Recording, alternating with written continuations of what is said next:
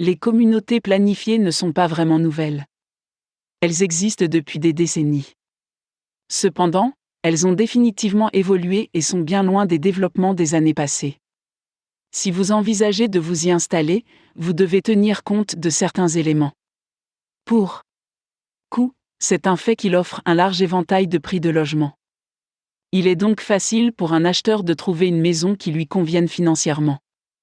Ils peuvent offrir des options de coût attrayantes tant pour le premier acheteur que pour le propriétaire expérimenté qui cherche à faire l'achat final pour sa retraite.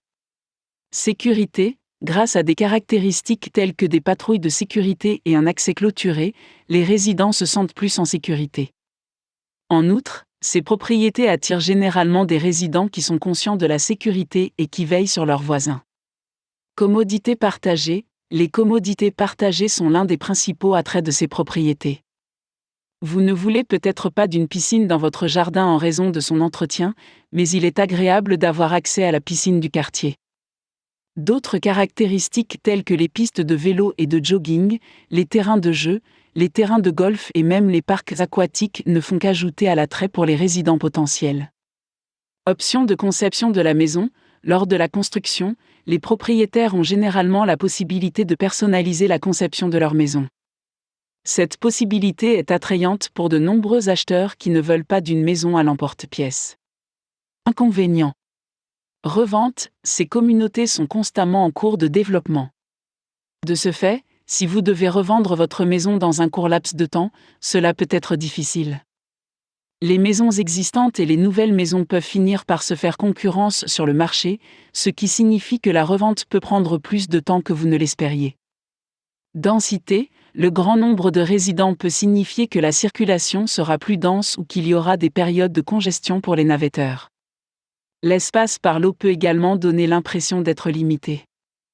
Intimité limitée, en raison du facteur de densité, les propriétaires vivent à proximité les uns des autres. Il en résulte une intimité limitée pour les résidents.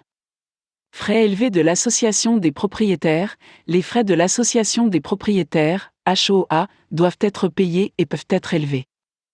Cependant, il ne s'agit pas de frais cachés. Le propriétaire est informé de ses coûts au moment de l'achat. En cas de non-paiement, la HOA peut intenter une action en justice. Cependant, comme ces frais sont utilisés pour l'entretien, le propriétaire profite de l'avantage de vivre dans une communauté bien entretenue. Restrictions relatives à la propriété, les particuliers peuvent avoir des limitations concernant ce qu'ils peuvent ou ne peuvent pas faire sur leur propriété. Par exemple, les clôtures peuvent être soumises à des restrictions de hauteur ou de matériaux de construction. Il se peut que votre HOA doive donner son accord avant que des changements puissent être effectués sur votre propriété.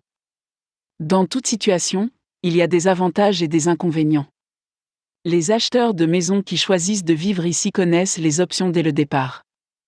Ils devront peser ces choix et évaluer leur style de vie pour voir si un élément est rédhibitoire pour eux. Cependant, le fait qu'il soit plus populaire que jamais suggère qu'il y a certainement des avantages.